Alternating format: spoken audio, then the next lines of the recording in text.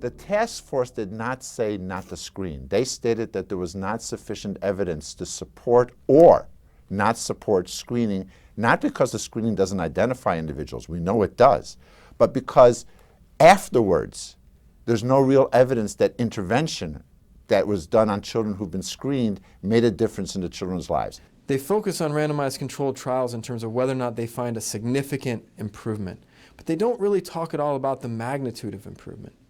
So for example, if you're a provider or even a parent of a child who gets diagnosed with autism, would you rather enroll your child in a treatment program that has shown a statistically significant but small or maybe modest effect in a large randomized controlled trial?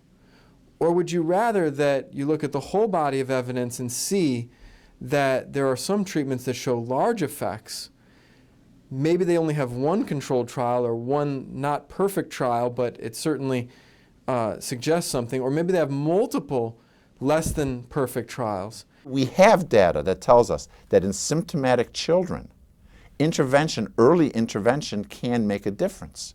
And we see an improvement in IQ points. We see a drop in the severity of the autism. In fact, in some of the children we no longer see true autistic features, although they still have developmental problems.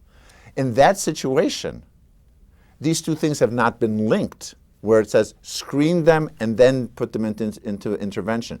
The children had already been identified when they were put into intervention. So while that timeline isn't there, the data is there to tell us that earlier intervention does make a difference. In the United States, the most recent estimates are that the average age of diagnosis of autism is 4. That's really unfortunate because the research suggests that we can identify many children with autism by the age of 1, 1.5, and 2 really at the latest for a lot of kids. And so if it's taking 2 more years, and that's 2 more years of brain development before these kids are getting diagnosed, and then keep in mind it takes another 3, 4, 5, 6 months to get them into treatments just because of access to treatment and other things, then we're talking about a 2 to 2.5 year delay in getting these kids into the appropriate treatment. So my worry is we shouldn't be even inadvertently contributing any more to that delay.